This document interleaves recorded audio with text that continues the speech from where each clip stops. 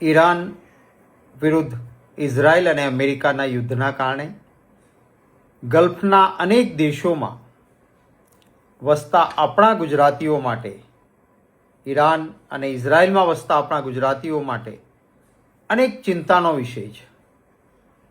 કોઈ પણ ટીવીની ચેનલ ખોલીએ, સતત હવાઈ હુમલાઓ, ડ્રોન, મિસાઇલ્સ આ દ્વારા હુમલાઓ જે વિસ્તારોમાં થાય છે ત્યાં અસંખ્ય આપણા ગુજરાતીઓ વસે છે.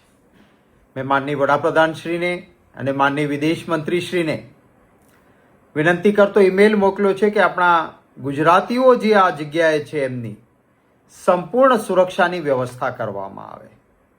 કેટલાક ગુજરાતીઓ અમેરિકા અને અન્ય જગ્યાએ જવા માટે ગુજરાતથી નીકળ્યા હતા અને એમનું હવાઈ જહાજ દુબઈ, કુવૈત, બહેરીન આવી જગ્યાએ રોકાઈને જવાનું હતું. ત્યાં રોકાયું હવાઈ જહાજ અને એરપોર્ટ બંધ થઈ ગયા છે. એ લોકો ત્યાં ખરાબ પરિસ્થિતિમાં મુકાયા છે. આપણા ગુજરાતના નડિયાદના પ્રિતેશભાઈ પટેલ અને હિનાબેન પટેલ, એમના પરિવારે મારો સંપર્ક કર્યો કે કુવૈતમાં એમને અમેરિકા જવાનું હતું, પ્લેન કુવૈત રોકાયું છે અને ત્યાં તેઓ ફસાયા છે.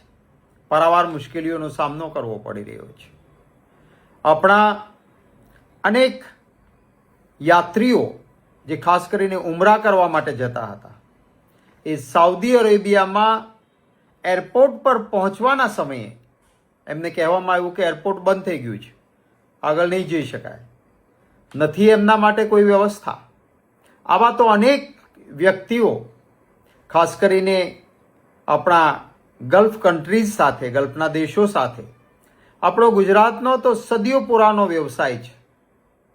આપણા સલાયા, કચ્છ, પોરબંદર આ બંદરગાહો ઉપરથી નાની નાની હોડીઓ દ્વારા સતત ફેરી સર્વિસ ચાલે.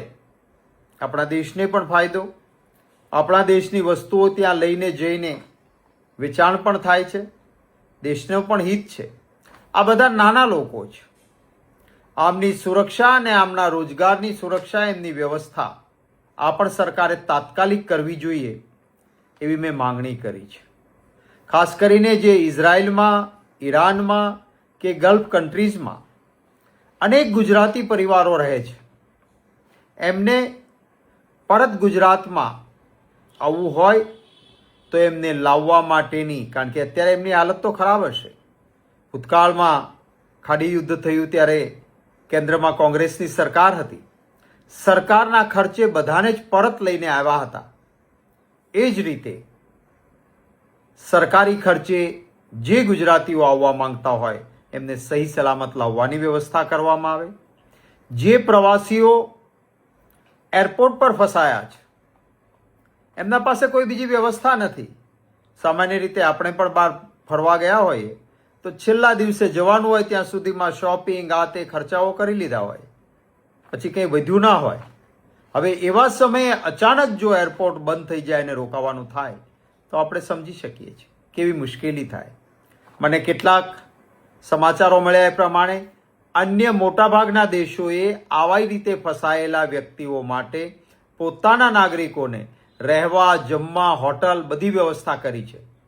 તો આપણા દેશની એમ્બેસીઝ પણ જે કોઈ આપણા નાગરિકો એરપોર્ટ પર બહાર ફસાયા છે એમના માટે તાત્કાલિક પૂરેપૂરી રહેવાની, જમવાની બધી જ વ્યવસ્થા કરે. હું કોઈ અત્યારે રાજકારણ કરવા માંગતો નથી, પણ હા, એ વાતનું દુઃખ છે કે આજે 48 કલાક થયા આ યુદ્ધ ફાટી નીકળ્યું, એને જે પરિસ્થિતિ પેદા થઈ એને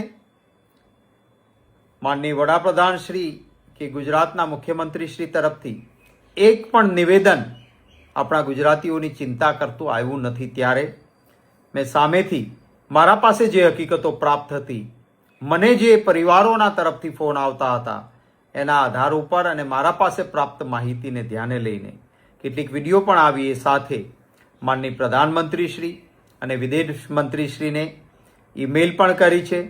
વિદેશ મંત્રીશ્રીને પૂરી રીતે એમને ત્યાં પણ ફોન કરીને પણ લખાયું છે. હું આશા રાખું છું કે આપણા ગુજરાતીઓની સલામતી માટે પૂરતી વ્યવસ્થા આપણી સરકાર કરે, એ જ માત્ર મારી લાગણી અને માંગણી છે. ઈશ્વરને પણ પ્રાર્થના છે કે આપણા જે કોઈ ગુજરાતીઓ જ્યાં ક્યાંય છે ત્યાં આ યુદ્ધના સમયે સલામત રહે અને સલામત રીતે પરત આવે. નમસ્કાર.